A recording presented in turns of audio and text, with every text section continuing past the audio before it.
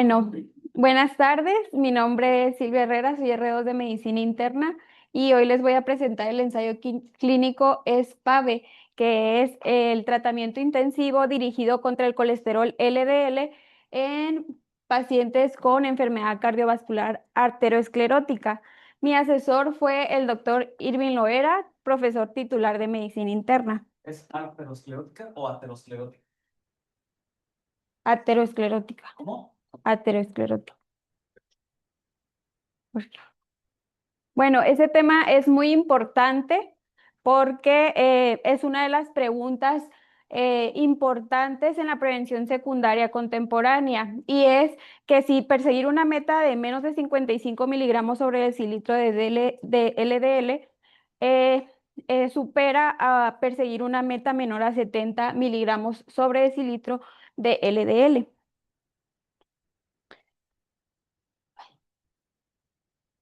Sí. Ya. Perdón. No.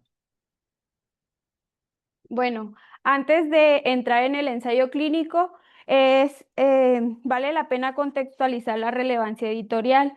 Este artículo fue publicado en la revista de New England Journal of Medicine, que es una de las revistas con mayor impacto científico a nivel global. Este, la mayoría de los artículos publicados en esta revista, pues son artículos que se utilizan como referencia, ya sea en la investigación, en la práctica clínica o en las guías. Tiene un factor de impacto de 96. Esto nos mide cuántas veces en promedio es citada la revista en otras revistas científicas. Un factor de impacto de 96 es alto. Está dentro del cuartil 1, primer cuartil, que esto quiere decir que está en el top 25 de todas las revistas a nivel global. Tiene un SJR19 y esto es un valor alto y nos mide no solo cuántas veces es citada la revista, sino también mide si las revistas por las que he citado tienen relevancia clínica o son de prestigio. Y tiene un H-index de 1231 que mide como el impacto y la productividad de la revista. Es decir, que esta revista tiene al menos 1000 artículos citados al menos 1000 veces cada uno. Es una revista, pues, este, muy citada a nivel global y con una gran relevancia clínica. Pero, y eso, la calidad metodológica, ¿cómo se dice? Es importante que lo diga. ¿Qué cosa? Que los estudios, sí, eso también me faltó decir, que los estudios aceptados deben cumplir o tienen estándares metodológicos extremadamente altos y análisis estadísticos muy rigurosos, lo que los hace que sean artículos con gran relevancia clínica. ¿Cómo es, Víctor? ¿Les creo? Ay, híjole, hablando de New England, no sé. ¿Cómo? ¿Cuántos hemos visto que están bien piratas?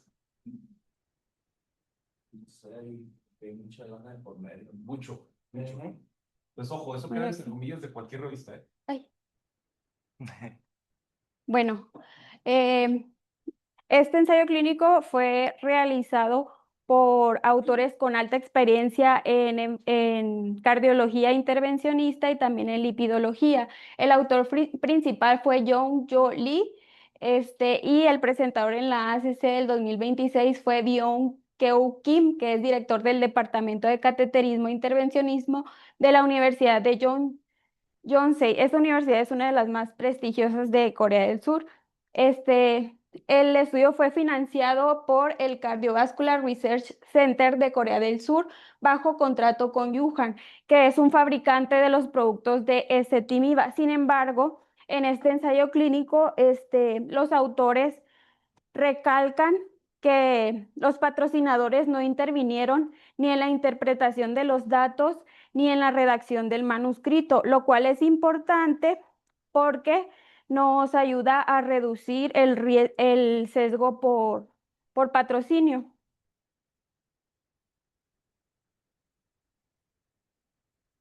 Y ahora, para entender el ensayo clínico es importante entender o recordar que la relación del colesterol LDL y la enfermedad cardiovascular aterosclerótica es causal. El LDL oxidado se acumula en el endotelio vascular, llega a la íntima y ahí es fagocitado por los macrófagos, creando células espumosas. Las células espumosas favorecen la formación de la placa aterosclerótica. Con el paso del tiempo causa inflamación crónica de los vasos. Esto también causa aumento del tamaño de la placa, vulnerabilidad y posteriormente ruptura y trombosis. Actualmente existen estudios clínicos que apoyan la idea de que lower is better tratándose del colesterol LDL. Existe un metaanálisis en el que comprobaron que la reducción de 1 milimol por litro o 39 miligramos sobre decilitro de colesterol LDL reduce el riesgo cardiovascular mayor o los MACE en aproximadamente el 20 al 25%. Y bueno, esta tabla es un resumen de la justificación del ensayo clínico. Desde ensayos clínicos previos como PROVE-IT, TNT. Ahora, ¿cuáles son las recomendaciones actuales de las guías recientemente publicadas de dislipidemia de la AJA en cuanto a las metas? ¿A quién con 100, a quién con 70 y a quién con menos de 100? Si es un paciente con un riesgo cardiovascular muy alto, se tiene que mantener el LDL por abajo de 55. ¿Y eso cómo lo clasificas? Eh, si el paciente ya O sea, tuvo, ¿cómo calculas el riesgo?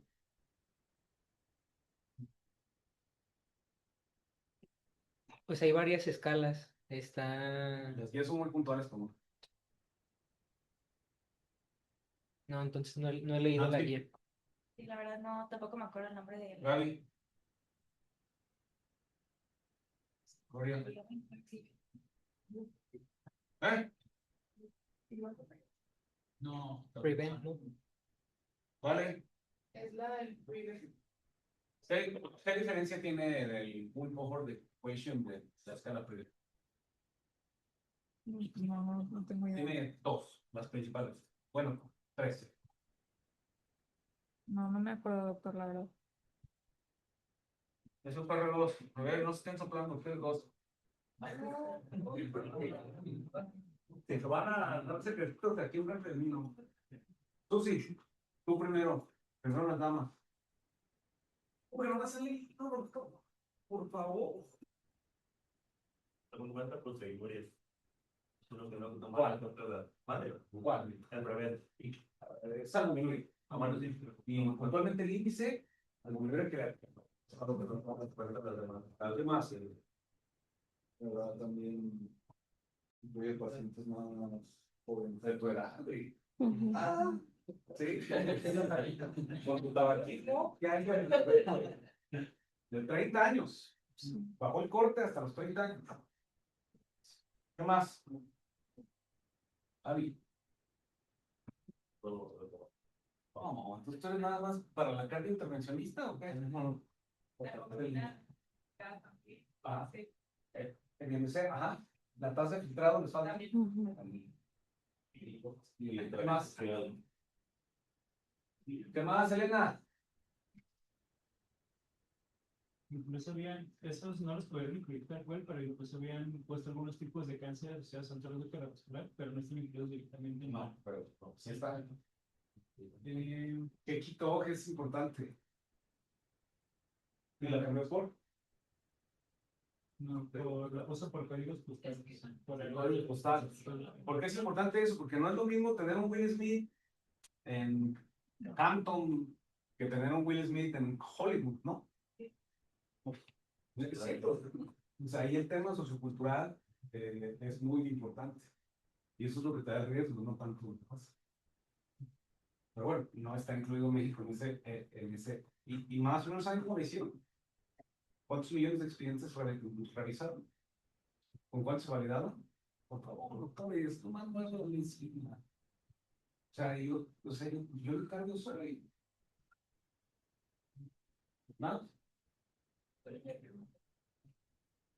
¿Cuántos millones de expedientes tomaron? O sea, ¿cómo lo hicieron? 15 millones. Salieron a partir de 5 cohortes de Europa. Y Fueron 11 millones de expeditos, ¿no? 11 millones. Estamos inventando. No.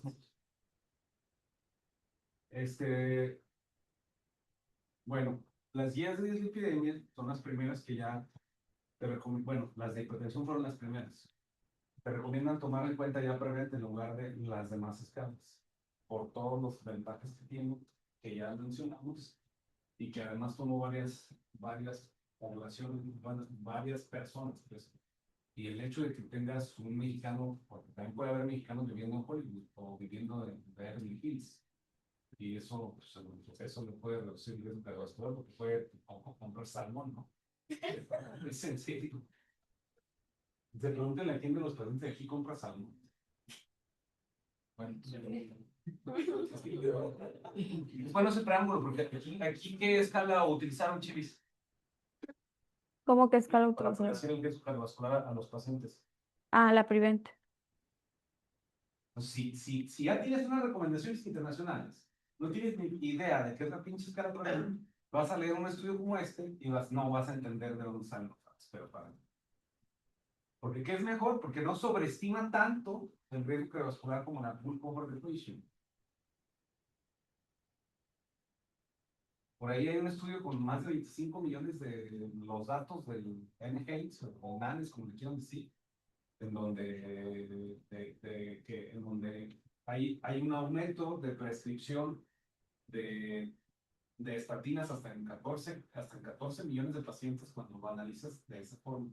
Por aquí creo que Miguel quiere participar, no sé si hay manera de que hable, porque puso un mensaje súper largo.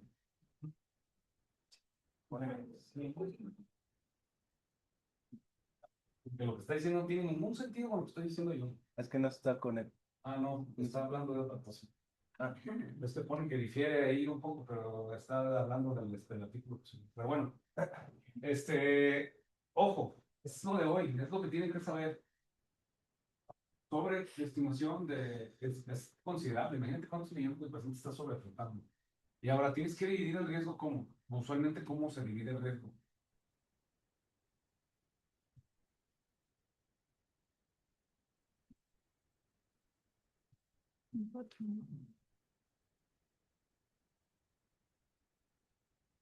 Eso incluye también el riesgo extremo. Ajá, pero clásicamente, ¿de qué hablas cuando hablas de riesgo cardiovascular? De la probabilidad de, bueno, la mortalidad. No, doctor, es prevención primaria y prevención secundaria. es probabilidad. Me invito a Carlos. Mayor, a un periodo de crisis. Prevención primaria y secundaria. ¿No? Ahora, hay 3 categorías de riesgo en la escala Prevent.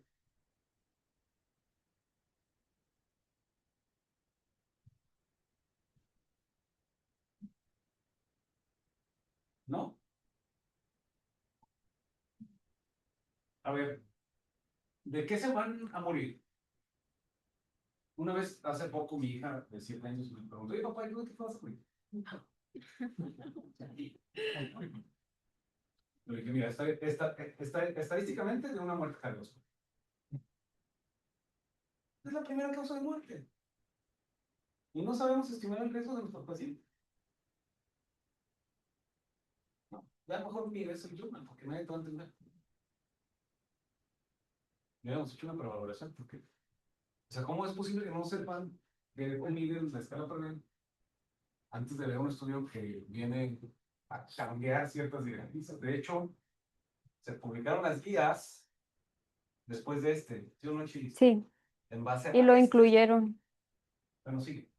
Bueno, esta diapositiva justifica el ensayo clínico. Eh, Previamente sabíamos por estudios como IMPROVE-IT, TNT, que las estatinas de alta intensidad disminuyen el colesterol LDL y también eventos cardiovasculares. Sin embargo, ninguno de estos ensayos clínicos había comparado directamente la meta de colesterol LDL. Nunca ningún ensayo clínico previo a este comparaba la meta de 55 y de 70. Entonces no había meta suficiente a pesar de que las guías, por ejemplo, la guía europea, sí decía, sí tenía una meta de menos de 55, pero ningún ensayo clínico lo justificaba y esa es la razón por la que hicieron este estudio.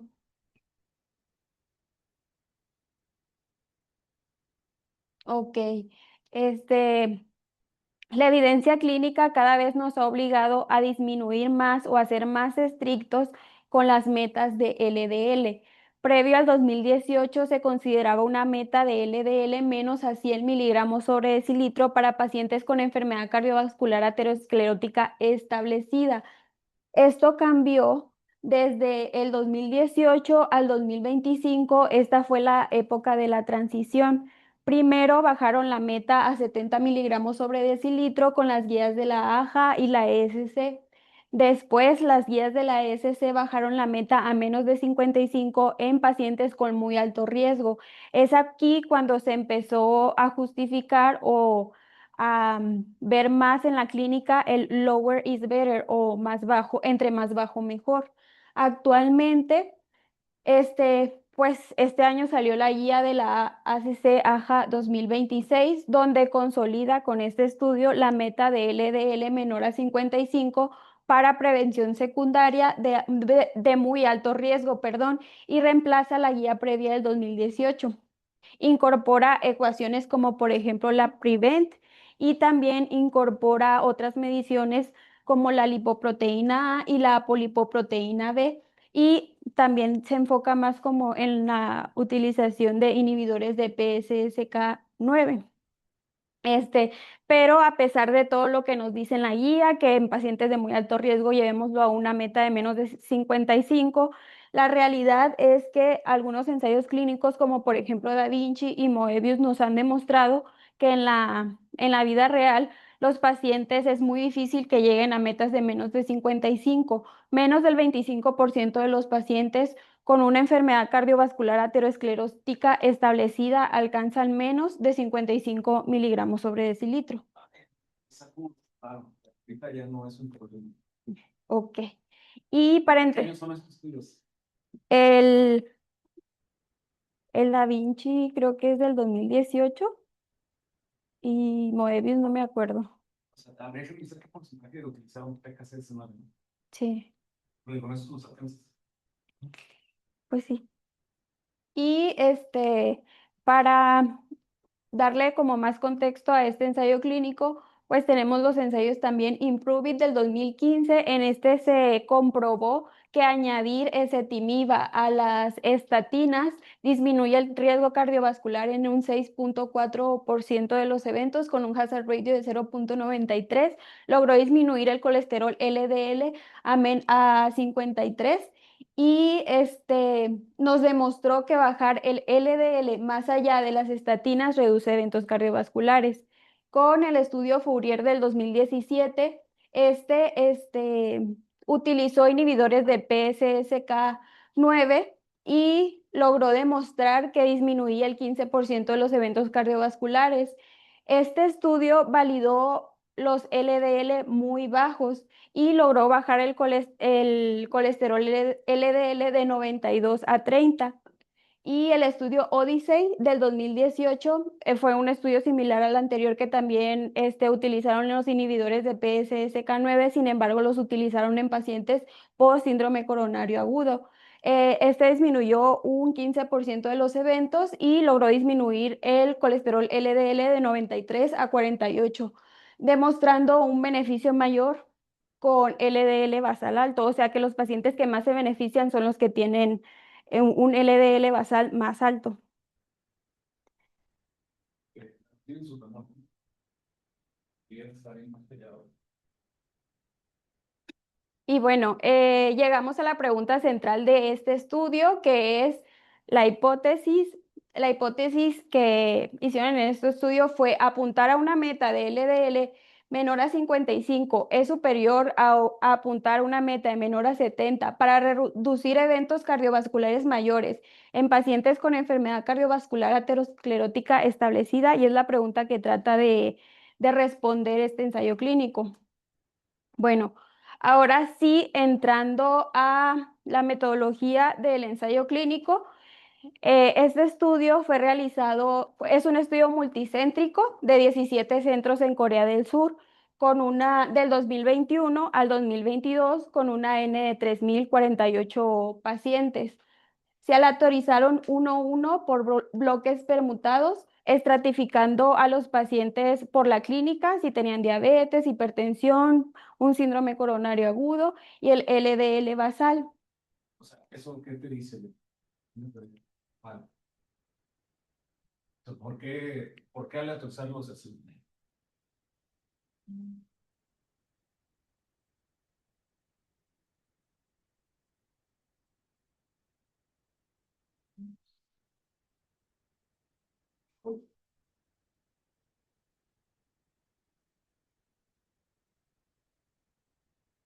Pues tal vez para eliminar algún sesgo. Mm,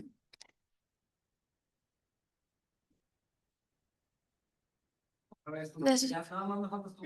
Discúlpame. Sí. Tania. O sea, se refiere a por qué son bloques permutados. ¿Por qué escogieron esas variables para darles de esa forma? Acuérdate que, a ver, hay una cosa que se llama clinical appraisal. Es lo que nosotros tratamos de sembrar con ustedes, que los que ya han votado se han dado cuenta que es el único de los únicos lugares, acaso no es el mundo hace, pero somos de los únicos lugares formadores de clínicos en donde tratamos de que hagan clinical appraisal, que así le decía David Sacken, y es eso que tú estás leyendo es aplicable y cómo lo aplicas con tu paciente. Entonces, desde ahí tenemos que empezar. Si hace sentido que los hayan aleatorizado así. Ayúdame, chino.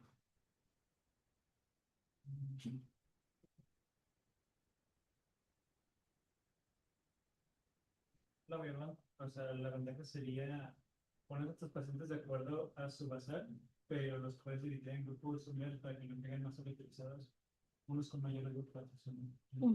Entonces, estratificarlos por nivel de colesterol y LDL basal. O sea, las principales variables que establecen riesgo cardiovascular, ¿sí o no? Ya, pues si tú los aleatorizas con las variables que establecen riesgo cardiovascular, entonces hay menos sesgo de selección, ¿sí? Y el estudio fue un Aprender a evaluar ensayos clínicos. Por ejemplo, si yo tengo una glucosa de 400 habitualmente, y hay otro paciente con glucosa de 200, ¿qué creen que a quién se le va a hacer más fácil bajar 100 miligramos por decilitro? ¿Alguien que tiene 400 o alguien que tiene 200? Bien, exactamente. Entonces, se fijan cómo a veces pueden jugar con nuestra mente diciendo, que baja 100 miligramos. No, entonces está más chido esto. Entonces, lo mismo con LDL. Si mi LDL ya estaba muy alto y quiero bajarlo, que baje a la mitad, a lo mejor va a ser mucho más fácil si tengo un LDL de 200 que si tengo uno de 120. Entonces, por eso es que se le actualiza para que más o menos estén todos parecidos. Y cuando haya el descenso, sea una manera más real a la hora de interpretar los resultados y comparar que esos resultados realmente sean, o sea, que la reducción en ambos grupos sea pues lo más real posible. Perdón, Y el diseño fue open label, eso quiere decir que tanto el médico como el paciente sabían qué meta de LDL estaban siguiendo. Sin embargo, se menciona también que el comité que analizó los datos de los eventos fue ciego y es un diseño de superioridad. Se hizo por análisis de intención a tratar, que este es el gold estándar en la investigación, pero al final también hicieron un análisis por protocolo. En cuanto a la validez, hay dos caras de la moneda. La validez interna, por la tan buena aleatorización que tiene este estudio, el balance y el pronóstico, permite la aleatorización balanceada, el pronóstico balancea el pronóstico, perdón, y permite inferencia causal. O sea, el estudio estuvo tan bien aleatorizado que si se encontraba una reducción de enfermedad cardiovascular aterosclerótica, esta sería únicamente por perseguir la meta de menos de 55 de LDL en lugar de por otras variables. Y la validez externa es limitada. ¿Por qué? Porque la población de este estudio es exclusiva de Asia del Este. Todos los pacientes eran de Corea del Sur.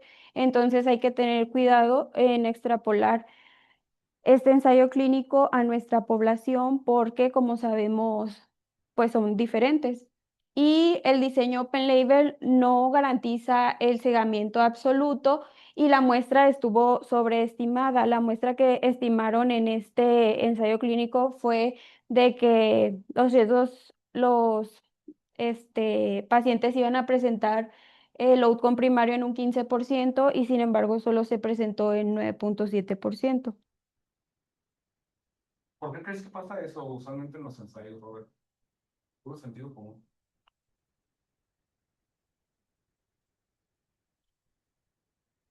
O sea, digo, es parte del cálculo de la ENS.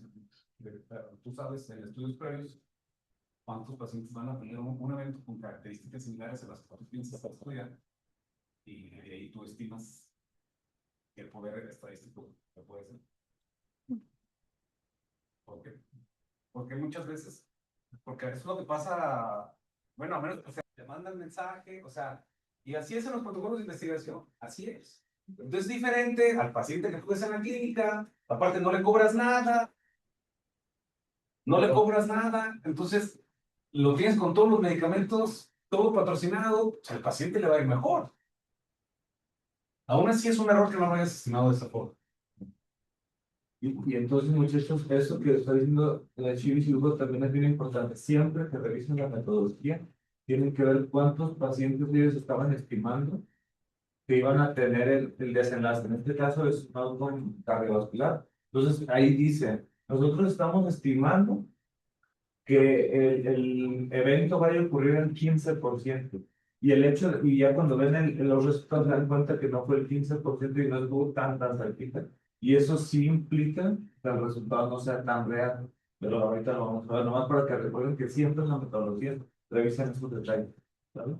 Y también lo que decían de la sobreestimación de la muestra, siempre tendemos a aumentar el 20% a la muestra original, como para que todos esos pacientes que se pierden en el proceso, para que por condición de análisis protocolo, también no haya tanto esa fluctuación. Entonces puede ser que eso también pueda participar los resultados. Aunque en este caso, pues salen menos eventos de los que se esperaban ver.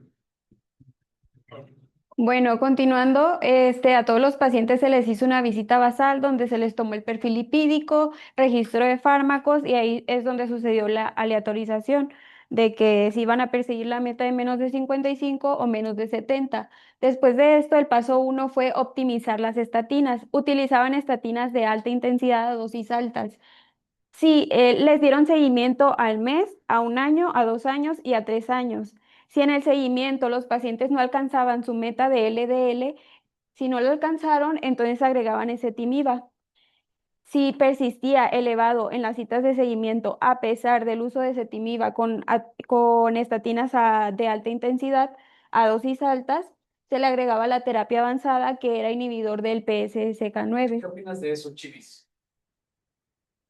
Pues pienso que les pudieron haber dado la terapia combinada desde el inicio y agregarles más inhibidores del PSSK9 porque no todos los pacientes en el grupo intensivo alcanzó la meta, como un 39% no lo alcanzó. Ajá. Usualmente las recomendaciones anteriores, bueno, no han cambiado mucho. Te vas de un colesterol total o un LDL total y te recomiendan uno solo o de una vez los dos. Entonces, digo, habrá que ver las características basales, pero a mí no se me hace tan descabellado que si lo estás haciendo de forma muy protocolaria, está, o sea, ves y te sirve incluso para analizar de los que les iniciaste este riesgo cardiovascular, que les inicias con la estatina, a ver qué tanto les bajó para irte como de manera escalonada. A mí me parece que para temas de investigación es mejor así, porque estás viendo el efecto de cada uno de los fármacos. Es mi punto de vista, creo que está bien para diseccionar los datos. Sí. Y sí. Bueno, Ahora entramos a los outcomes o desenlaces. El outcome primario era un compuesto de muerte cardiovascular, infarto agudo al miocardio no fatal, EBC no fatal, revascularización, ya sea ICP o alguna otra revascularización arterial y hospitalización por angina inestable. Aquí cabe destacar que es un MACE expandido. Incluir revascularización puede ser debatible porque es un endpoint blando o no tan duro como por ejemplo muerte cardiovascular, infarto no fatal, debido a que es susceptible al sesgo del clínico. O sea, el médico, cada médico que está tratando a los pacientes puede decidir si mandarlo a revascularización dependiendo de la meta que esté siguiendo, dependiendo de los niveles de LDL. Entonces, no es un endpoint tan duro, entonces pues, puede haber un sesgo ahí con eso. Y los outcomes secundarios son componentes individuales del primario, MACE clásico de 3 puntos, que es muerte cardiovascular, infarto no fatal y EBC no fatal, y el análisis por subgrupos. Ok, también evaluaron el espectro de seguridad, ya que las estatinas se asocian con descontrol metabólico, con efectos musculares, con elevación de las aminotransferasas hepáticas, con elevación de la CPK, y todos los pacientes fueron evaluados sistemáticamente para confirmar el beneficio de la terapia combinada intensiva supera holgadamente cualquier riesgo de toxicidad. El que sigue. Bueno, las características basales de los pacientes. Para entrar en la validez de este estudio debemos conocer a quién estamos estudiando. Como dije previamente, la muestra fue de 3.048 pacientes, los cuales estaban divididos casi a la mitad. 1.526 eran del grupo intensivo y 1.522 eran del grupo convencional. En cuanto a las características demográficas, hubo una edad media de 64.4 años, con un rango de edad súper amplio que iba desde los 19 hasta los 80 años. La mayoría eran hombres, el 79% eran hombres, solamente el 20.9% eran mujeres, lo cual coincide con pues, la epidemiología de la enfermedad cardiovascular aterosclerótica, ya que los hombres presentan pues MACE a edades más tempranas. Y la media del LDL basal fue de 76. Y bueno, como podemos ver aquí, aquí dividieron los eventos que habían tenido los pacientes, lo cual los coloca como un muy alto riesgo cardiovascular. 67.2% tenía revascularización coronaria o arterial, 55.6% tendrían síndrome coronario agudo previo y 48.4% tenían angina estable documentada por estudios de imagen o funcionales. Aquí es importante mencionar que este estudio principalmente fue en pacientes con alteración coronaria, con enfermedad coronaria, porque como vemos aquí abajo, la enfermedad arterial periférica, aunque también es parte de la enfermedad cardiovascular aterosclerótica, fue un porcentaje de pacientes muy bajito y también el EBC o el ataque isquémico transitorio fue un porcentaje de pacientes muy bajo. Entonces, si queremos como extrapolar estos datos a pacientes en la práctica clínica diaria, debemos de tener mucho cuidado con estos dos grupos de pacientes porque la muestra de estos pacientes fue muy baja a comparación de los pacientes con enfermedad coronaria. Y los criterios de inclusión y exclusión, bueno, los de inclusión fueron la edad de 19 a 80 años, una enfermedad cardiovascular aterosclerótica documentada que presentara más de uno de los siguientes: un síndrome coronario agudo previo, angina estable, revascularización coronaria, EBC, enfermedad arterial periférica, y que tuviera el consentimiento informado del paciente. Un criterio de exclusión importante fue pues, los pacientes que tuvieran LDL menor a 70 sin terapia con estatinas. Este criterio excluía pacientes que ya tienen LDL bajo de forma natural, asegurando que todos los pacientes requieran la intervención de la disminución con las estatinas. Y esta es una tabla que nos revela pues la buena aleatorización de los pacientes. Son las comorbilidades basales relevantes, pero como vemos en los dos grupos, en el intensivo y el convencional, tienen porcentajes muy similares. Aproximadamente el 74% de los pacientes, 74 o 75% de los pacientes tenían hipertensión. El 40% aproximadamente tenían diabetes y del 22 al 25% tenían tabaquismo activo. Esto nos habla de que en realidad en el estudio estamos tratando a pacientes con muy alto riesgo cardiovascular, que son los que se beneficiarían de la terapia. Al inicio del estudio, los pacientes, a pesar de que ya tenían una enfermedad cardiovascular establecida, solamente el 22-23% estaban con estatinas de alta intensidad. La mayoría de los pacientes estaban con estatinas de moderada intensidad, lo cual nos dice algo en la práctica clínica real, que los médicos, a pesar de ver niveles o cercanos a la meta, que su meta era de que 70 previamente, no aumentaban la intensidad de las estatinas, sino que se mantenían con estatinas de moderada intensidad. No encontré datos acerca de los inhibidores de PCSK9 en las características basales.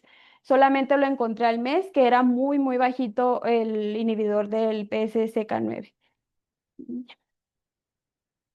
Y a diferencia de otros estudios donde el medicamento era constante durante todo el estudio, aquí varió mucho, dependiendo de los niveles de LDL. Como podemos ver en el grupo intensivo, este, se utilizaron más estatinas de alta intensidad en comparación con el grupo convencional.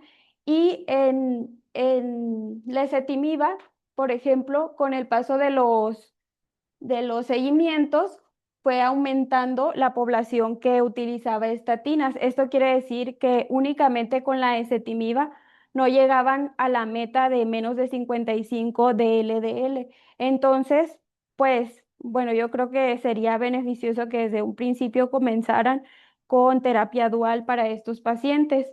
Y como podemos ver, los inhibidores de PCSK9 se dieron en muy poquitos pacientes, a pesar de que sí hubo como este más porcentaje de pacientes que utilizaron el inhibidores de PCSK9 en la terapia intensiva, no estaba tan disponible en Corea del Sur, entonces eso fue una limitante del estudio.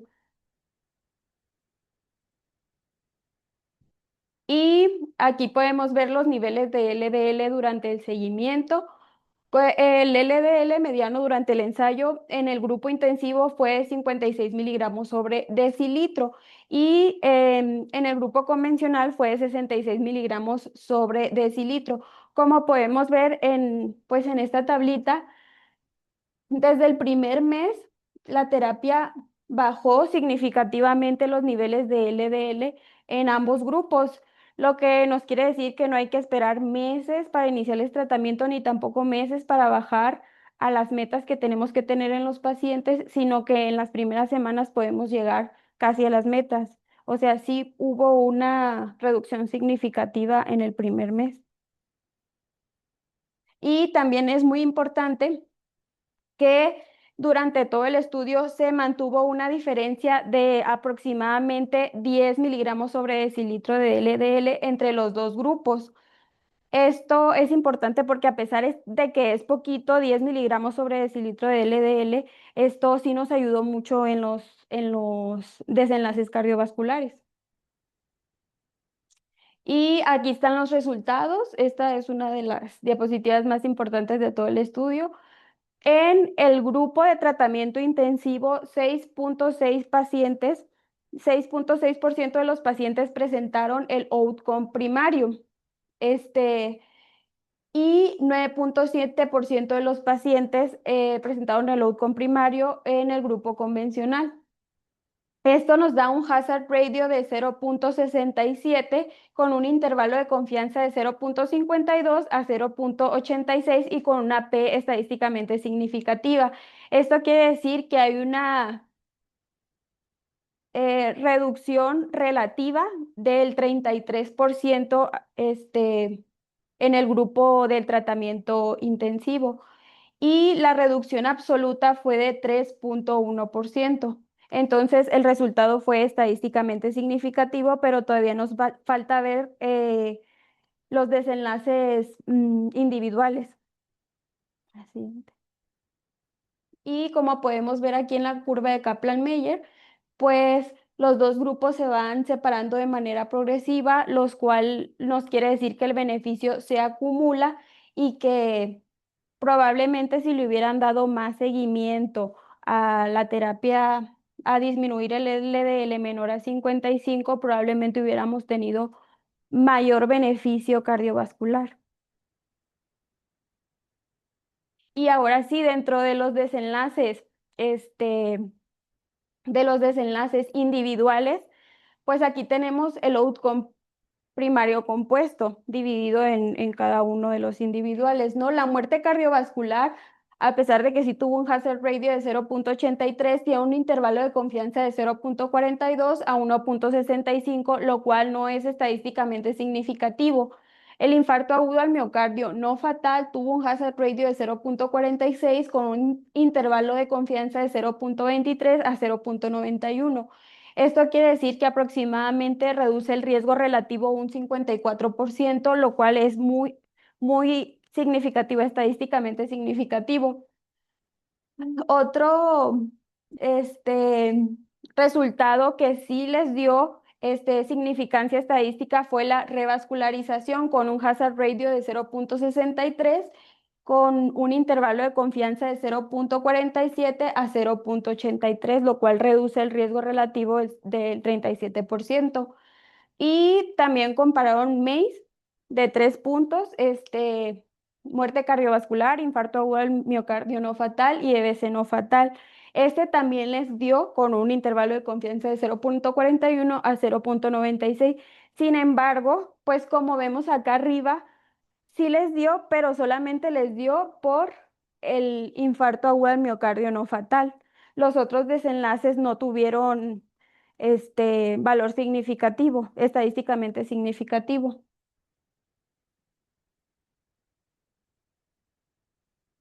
Ah. Y aquí. Entonces, para asegurarnos de que los resultados de prevención de infarto agudo al miocardio no solamente estuvieran en un grupo, se hizo un análisis por subgrupo. Como podemos ver en esta forest plot, los hazard ratio están más orientados hacia la meta de LDL menor a 55.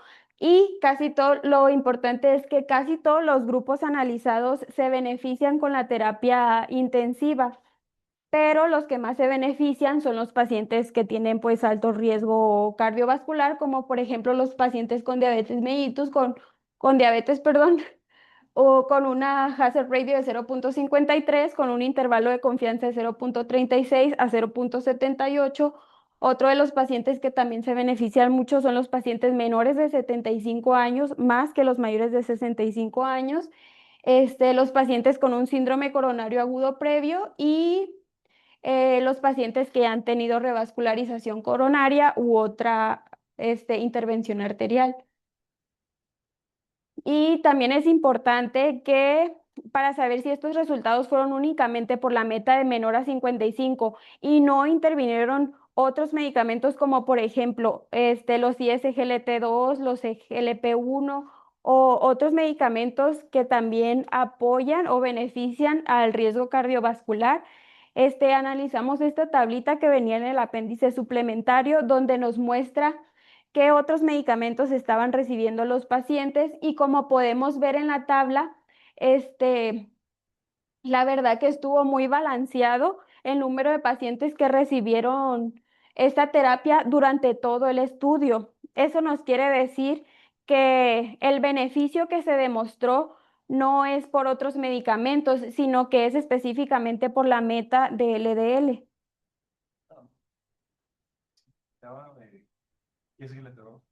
Ah, no, no especificaba, eso también es importante, no especificaba si los pacientes estaban utilizando ISGLT2 o GLP-1, que podrían tener beneficio cardiovascular. Pero analizando pues la metodología del estudio, podríamos pensar que los grupos estaban bien balanceados, pero pues no viene pues. Y pues este estudio nos dio una reducción absoluta reducción relativa del 33% en el outcome primario. Pero para entenderlo mejor o analizarlo mejor, tenemos que sacar el riesgo absoluto. El riesgo absoluto lo obtenemos pues que en el grupo convencional se obtuvo un 9.7% del outcome primario y en el grupo intensivo 6.6% del outcome primario. Entonces, esto nos da un 3.1 puntos porcentuales y a partir de aquí podemos sacar el número necesario a tratar, que en este caso, este ensayo clínico nos dio un número necesario a tratar de 32, que a 3 años, que el número necesario a tratar es el número de pacientes que se tienen que intervenir, en este caso con la terapia menor a 55 para observar un beneficio, pero esto se ve como en ensayos clínicos. ¿Y qué tan bueno es el número necesario a tratar de 32? Pues bueno, lo comparamos con otros números necesarios a tratar de terapias con estatinas. Por ejemplo, la rosuvastatina tiene un NNT de 25 a 50 a 5 años. La torvastatina tiene un NNT de 30 a 50 a 5 años. Ezetimiba tiene un NNT de 50 a 7 años y los inhibidores del PSSK tienen NNT de 63 y 67, pero a 2.2 años y 2.8 años. Eso quiere decir que este estudio sí tiene muy buen número necesario a tratar a 3 años. Y en cuanto al perfil de seguridad, pues no encontramos diferencias significativas entre los pacientes del grupo intensivo y del grupo convencional, por lo que se puede decir que es seguro llevar a metas menores a los pacientes y no tienen diferencia con la meta convencional. Y algo importante que se descubrió en analizando estos datos es que la elevación de la creatinina tuvo una reducción significativa o fue menos en el grupo intensivo que en el grupo convencional. Esto nos sugiere un posible efecto nefroprotector teniendo el LDL más bajo, aunque los mecanismos requieren mayores estudios, pero podría ser algo que podríamos investigar. Y las fortalezas del estudio fue la aleatorización, la verdad estuvo muy bien aleatorizado, que mostró desenlaces duros como infarto del miocardio no fatal, EBC no fatal y muerte cardiovascular. El tamaño de la muestra fue adecuado y se realizó un análisis riguroso. Y dentro de las limitaciones tenemos que es un estudio open label, en donde hay posible sesgo de performance. Solo se estudió población asiática del este, del Corea del Sur, entonces hay limitación para generalizar este estudio. El seguimiento fue limitado a 3 años, a pesar de que sí fueron, o sea, 3 años, pero la enfermedad cardiovascular se produce en muchísimos años. Entonces, probablemente si hiciéramos un seguimiento a más largo tiempo, podríamos demostrar mayores beneficios. Y el 39% de los pacientes en la meta intensiva no alcanzaron la meta. Hubo una adherencia subóptima al objetivo de LDL. Y otras limitaciones es que hubo supuestos estadísticos optimistas. Se asumió una incidencia del 15% a 3 años en el grupo convencional y lo real fue de 9.7. El número de eventos fue menor al esperado, lo cual reduce el poder para endpoints secundarios individuales y esto también le baja poder estadístico al ensayo clínico. Otras implicaciones del sesgo open label es que los ensayos open label de LDL, el sesgo más relevante es la revascularización, ya que la revascularización pues depende también, es más subjetiva y depende del médico tratante. Y pues otra limitación fue el análisis de LDL. El LDL y otras variables continuas, continuas analizadas con mediciones disponibles sin imputación. Y este es un posible sesgo porque pudieron hacerse mediciones a la baja de los niveles de LDL. Mm, Bueno, esta es una tabla comparativa de las guías de la ESC y de la AJA. Las de la AJA, la verdad, la previa de la AJA nos ponía una meta de LDL menor a 70 estándar y la nueva guía ya nos optimiza la meta de LDL a menos de 55. Las guías de la ESC desde antes que las de la AJA, ellas ya proponían una meta menor a 55 e incluso proponen una meta menor de 40 en la última guía de la SC del 2025. Y pues sí, nada más. Eso es lo importante de esa tabla. Y hay una brecha entre las guías y la práctica clínica real.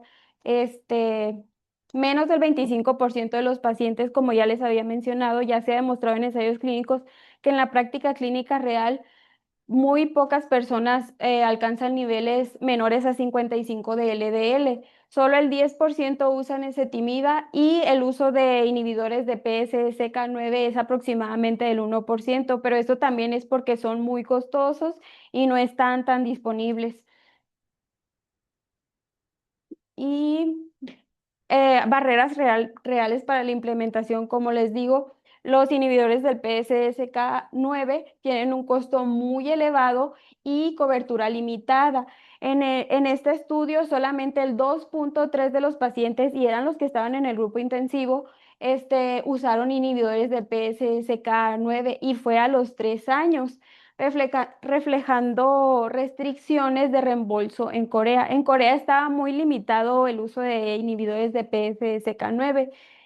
También la adherencia al paciente. El 39% del grupo intensivo no alcanzó la meta a 3 años. La adherencia a múltiples fármacos es un desafío real. Todos los pacientes se sienten mejor y abandonan el medicamento. Y si se sienten bien, no siguen o no tienen adherencia al tratamiento.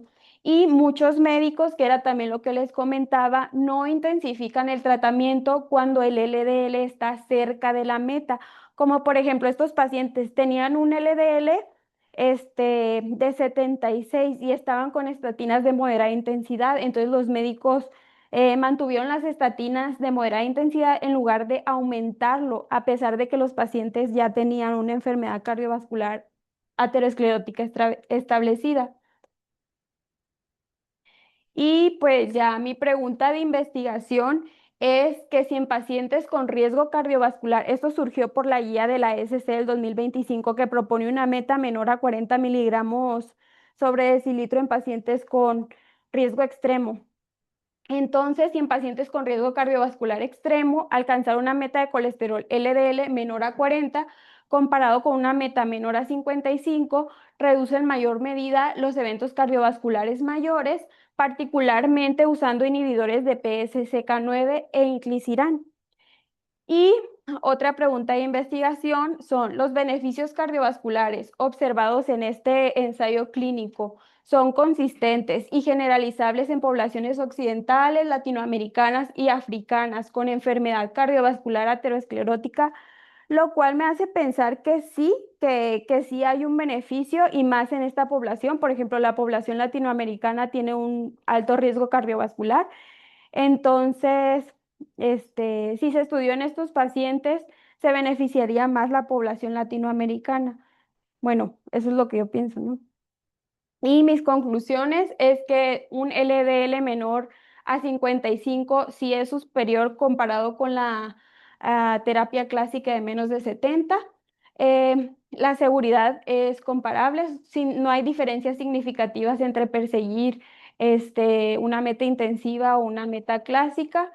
Se debe utilizar la estrategia escalonada, aunque con ciertas limitaciones, creo que sí sería preferible utilizar una meta dual desde el inicio en pacientes con muy alto riesgo cardiovascular y pues es muy importante este ensayo clínico porque es el primero que evalúa directamente la meta de LDL menor a 50 comparada con la meta, menor a 55 comparada con la meta de menor a 70 y pues en pacientes con enfermedad cardiovascular aterosclerótica, apuntar a un LDL menor a 55 salva vidas, puede prevenir muchos infartos.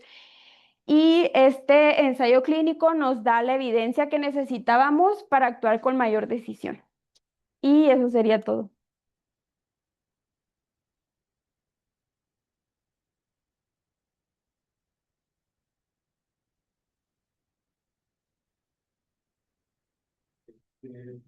Una, mira, primero es muy bonita, pero su personalidad. Es que está muy bonita. Pero hablando de los... qué pena.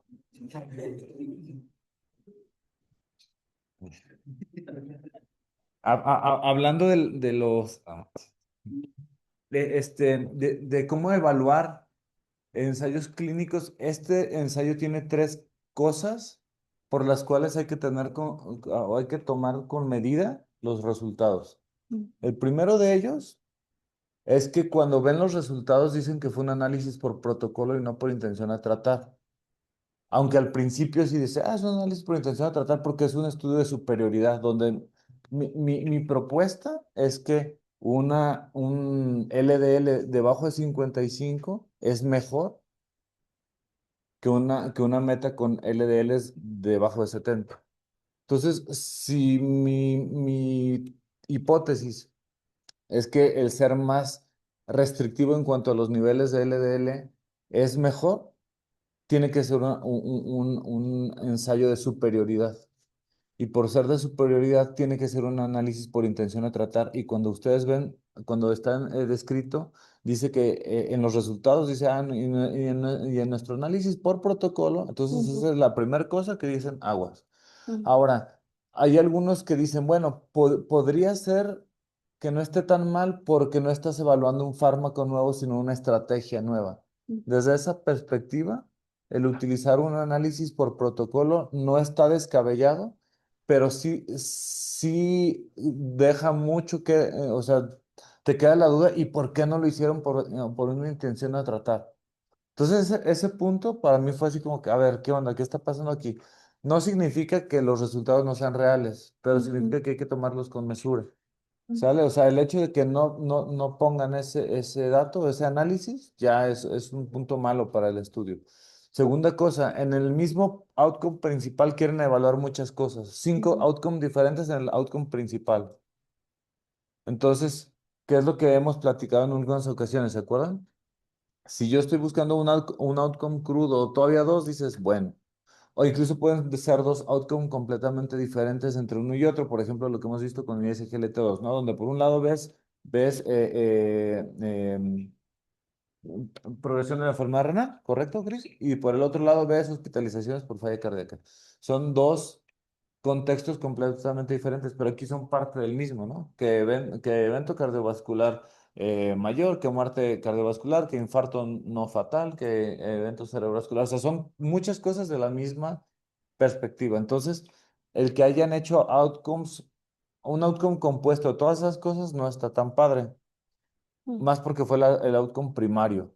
Dentro de esa perspectiva, una cosa que también vale la pena mencionar es que sí hicieron el análisis y Chivis nos lo expuso muy bien, ¿no? O sea, cuando analizaron de uno por uno, en los únicos dos donde, bueno, había tres, pero dos donde era como más evidente la mejoría, una era en cuanto a los infartos no fatales, pero el segundo, y bien nos lo platicó Chivis desde el principio, la revascularización. Al ser un open label, entonces pues yo puedo definir a quién sí mando a ujú, cateterismo y quién no.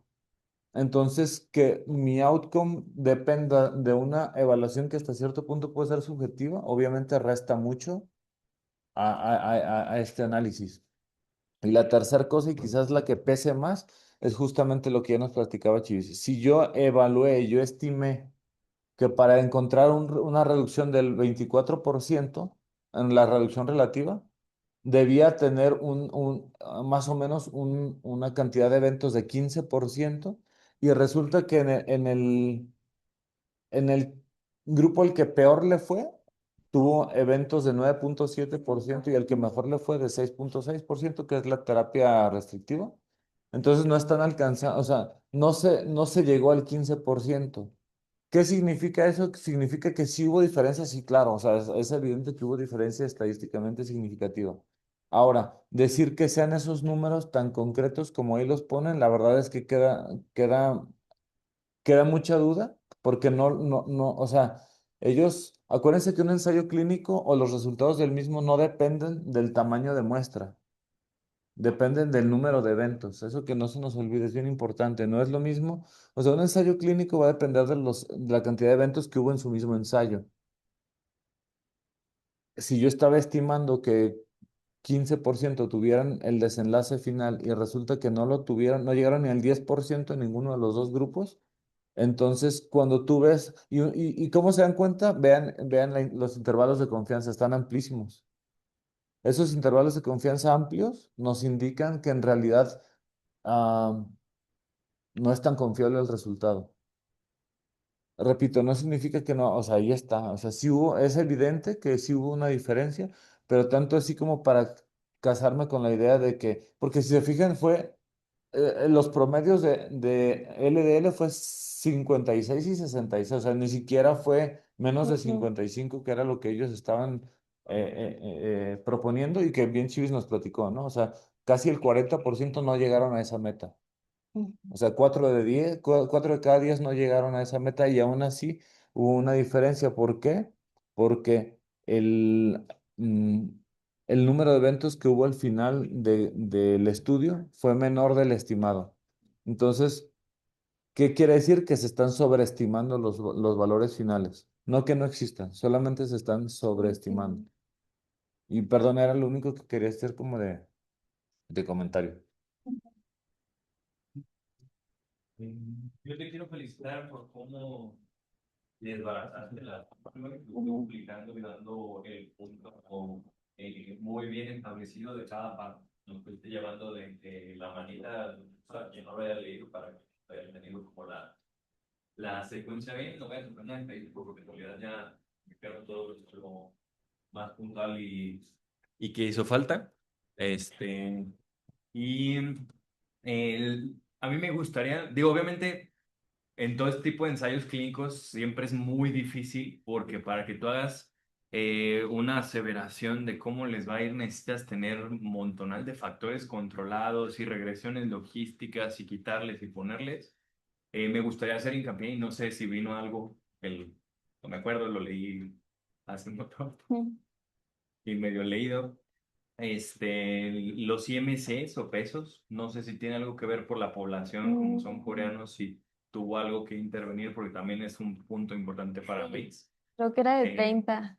ajá, o incluso Entonces, el tipo de dieta, ejercicio, cosas como que pudieras controlar o hacer algún cambio. Me hubiera gustado que hubiera algo como un poquito fino que dijeran, bueno, mm, somos todos de IMC chiquito, no vamos a ujú, compararlo porque no tenemos. ujú, Y la otra, pues bien tocaste el punto, creo que la parte difícil de todos estos estudios es, pues igual que en muchos desenlaces que no se tocan, la parte económica de cada paciente, ujú, qué tanto acceso se tienen tanto por sistema de salud o de forma externa. Por ejemplo, aquí en México, no sé si saben el porcentaje de gente que tiene un seguro de gastos médicos mayores versus los que no, versus los que sí tienen algún seguro social del tipo que sea. Creo que es algo que también, no por el artículo, creo que es algo que ustedes pueden ir viendo porque pues, no es lo mismo el que viene al IMSS y se puede pagar una estatina y paga el camión, al que está en la privada paga su DAPA o EMPA, paga GLP-1, paga STIVIVE más estatina, paga el que ustedes quieran, que va subiendo de precio y cómo se va haciendo como la montañita de precios. Creo que es algo importante ir estableciendo metas muy personalizadas. Obviamente no le voy a restar el peso al estudio si tiene sus bemoles, pero pues básicamente dice lo que ya sabías, ¿no? Entre mejor controlados están, mejor les va. Que hay cosas que controlar diferentes. Pues sí, por eso los invitaría a que hagan como todavía más fino sus desenlaces en cada paciente. Y pues nada, felicidades otra vez. Bueno, yo quisiera puntualizar, sin ser repetitivo, en que, bueno, contextualizar lo que es prevención secundaria. Es decir, son pacientes que ya tuvieron, como nos mostró Silvia, pues algún evento previo. Entonces, desde ese punto de vista, ya vieron la prevalencia pues de las enfermedades que tenían anteriormente. Entonces, estos pacientes, por lo general, deberían de tener una terapia o deberíamos ser más agresivos o bueno, intensivos con el tratamiento. Entonces, lo que quiero dar a entender es que si vemos nada más o tratar un valor de LDL sin ver el resto del contexto, nos vamos a perder y eventualmente va a pasar como a mí me molesta mucho cuando llegan a la consulta y, es que mi médico familiar me quitó la atorvastatina porque ya traía el colesterol normal y ni siquiera era un LDL, ¿no? Entonces, es como de, se infartó 3 veces, señora, ¿por qué se lo quitaron? Pero bueno, a eso voy, tienen que contextualizarlos. Aquí son pacientes de muy alto riesgo cardiovascular o alto riesgo cardiovascular. ¿Qué me gustaría? O sea, todo lo que ya dijeron, o sea, es muy válido el LDL. Aquí tenemos que tomar en cuenta que pues era una proporción, pues como la mitad tenían las estatinas de alta intensidad, cuando pues debería ser una indicación, o sea, para estos grupos, casi para la mayoría. Entonces, es una proporción relativamente baja. Me gustaría ver eso. Y ahora, también, estos pacientes, como ya estaban comentando, pues suelen tener también, bueno, sí tenían, de hecho, enfermedad renal crónica, que a lo mejor no estaba tan avanzada, diabetes, tenían una gran proporción. Entonces, ahí entran otros factores que nos pueden confundir o que nos pueden ayudar en ese sentido. A lo que voy es que no es nada más tratar el LDL.